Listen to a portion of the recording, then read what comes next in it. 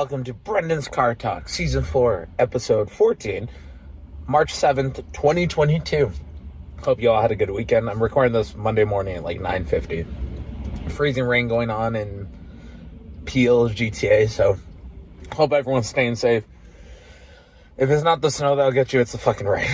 But coming up this week, I'm wrestling in Montreal, making my debut for International Wrestling Syndicate Hardcore. Facing the Green Phantom for the Canadian Championship. That is this Saturday, Montreal. Coming up tonight, Instagram Live every Monday night, 7:15 p.m. To come into the open lines, you have to be a member of the Patreon. Join the Acolytes of Albright, patreon.com/BrendanC, to where if you're in the meal tier and higher, you get a couple bonus Zoom events for the month, and you get shout out on all of these podcasts and videos. So thank you very much for the support. Eric Thomas, Rob Arbic, the Pizza Man, Brian Watson, where I actually hung out with Rob, Brian, Jeremy, and Josh Ivany at Barrie on the weekend. It was super fun. Morgan and Mama Thomas from North Carolina. And of course, as always, Gimpy, Uncle Bobby B, and Tommy Richardson. Thank you guys so much for your support. The match last weekend with Fuerza, where I was very happy and excited about, that drained me, and I've just slowly been catching up. So I just made the schedule for the Zoom events. We're going to be doing the promo contest on a Monday this time, so it's going to be interesting to see who shows up. But you can follow me at Holden Pro, Instagram, Twitter, and now TikTok.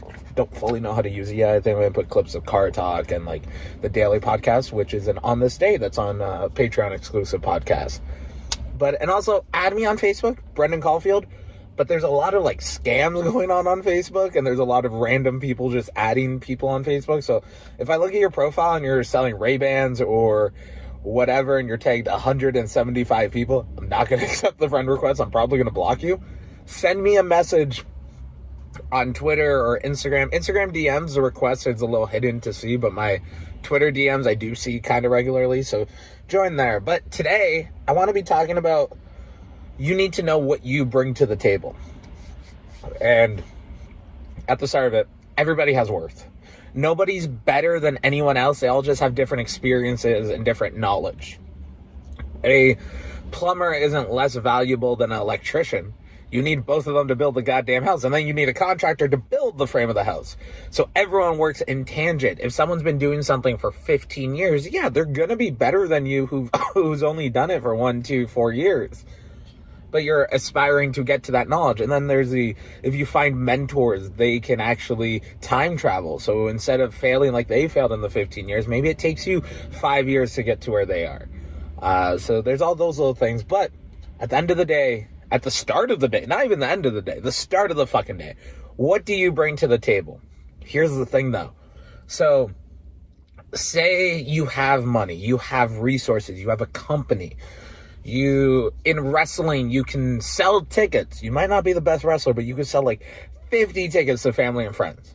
You are valuable to the show because even though your quality of talent isn't there, you selling tickets helps pay for the show and helps the show operate. Some people use the term money marks, and it's like, no, you're investors. I look at my patrons as investors. If you've taken the time to watch or listen to this podcast available on Patreon, you would be my investors. You are my investors. I see you as my sponsors. So at first, maybe you have money, resource. Maybe you have a building. So this is going to be like, I'm going to exclusively use running a wrestling show as an example. But this can be used for anything. So maybe you have money. Maybe you can sell tickets. Maybe you have a venue people can use. Maybe you have a ring. What if you don't have any of that? You have some sort of skill. Now, that skill might be talent. You might be a very good wrestler. You get put on the show. You sell 20 tickets just by your name being there. Your price should dictate how much you're worth. If it costs X amount in gas and your booking fee is X amount, you should be able to sell that amount of tickets. Why? So if it's X is your booking fee, Y is your gas, whatever Z is, that should be how many tickets you sell and how much money you can bring in. But there's other skills too. So say for this, YouTube and such. I'm very bad, and I feel like my content could be way better if I have more of a team. And I've talked to people. I've talked to Curtis, Gilmy, fucking Alan Taylor, Savage Media. Like, I have the team, but I'm just trying to find, like, what to do. So my quality, I want to say my quality is at, like, a C+, B-. The quality of the content, I think, is a B+, B. But I could be at an A or an A+ if I have other people in, but, like, that creates more resources. I don't want to just use people and not pay them properly and give them their worth, because once again, everybody has a worth. So that's like working towards, like, what programs do I want to do? Like, if you've been on the Patreon, if you actually just look at the YouTube channel, we did a show called Murders, Monsters, Mysteries, and More. That lasted a couple months. We got like maybe 15, 20 episodes out of it. It was super fun. I did Tiger and the Wolf with Kobe Durst. We went into the 40s for episodes, and it's just, at the end of the day, especially for stuff like this, it's easier to rely on yourself and not putting that pressure on other people and such. But so your skill and your talent might be, so for wrestling, your talent might be in the ring. Your talent might be holding a camera. Your talent might be editing the video. Your talent might be even creative, where I'll be honest, on the local level, like indie wrestling, creative isn't a position that is worth the squeeze, because there aren't shows every week. We don't have Monday Night Raw. We don't have whatever, to where there's some places that it's one person running the show and they ask the wrestlers what's their input for the story or how can they lead here. And then it's on the wrestlers to record a podcast. You can have, or not record a podcast, record a promo. You can have Von Vertigo having 8K production quality shit. You can have some dude just holding a camera and talking to it. As long as you're doing the promotion and promoting, you're doing your job as a wrestler. Your job to wrestle is in the ring, but it's also to promote the event. So your talent isn't just like your actual talent. If you can do magic tricks, if you can hold a camera, like that even goes into the resources. If you are a videographer, but you don't have a camera, you're half useful. But if you have a camera and you're a videographer and you can edit it, you're just stacking attributes on yourself. You're just maxing out that attribute scale if it's a video game. But then at the end of the fucking day, so start of the day, what do you have?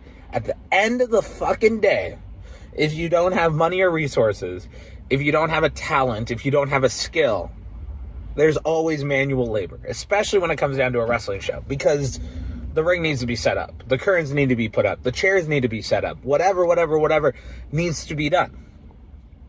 As a wrestler, especially a wrestler in training, a wrestler real early on in their career, setting up the ring isn't free labor.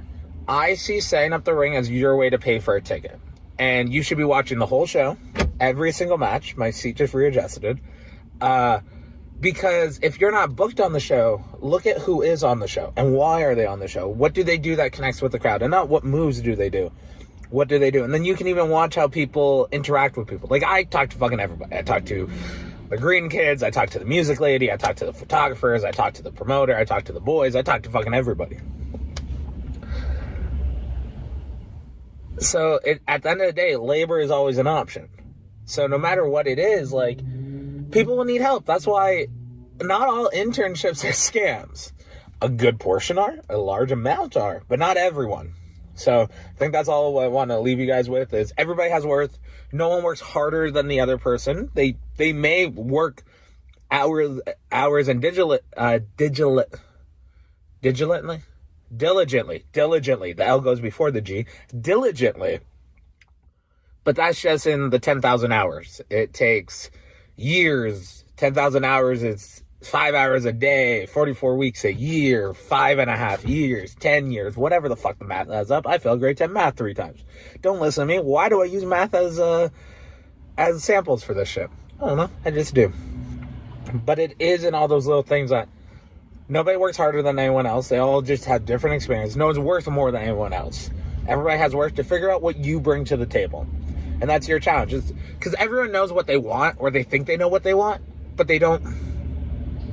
They might even know how to get there, but they don't know how they can do it. So that's all it is. Figure out what you bring to the table. Everybody has worth. Have a good morning, good afternoon, good evening, good night. Just have fun. Stay safe, sane, healthy, while I look at my hands possibly a little broken. And I'm truly grateful and appreciative to be along the way of your pursuits of happiness. I'll talk to you all very soon. Have a good day, everybody.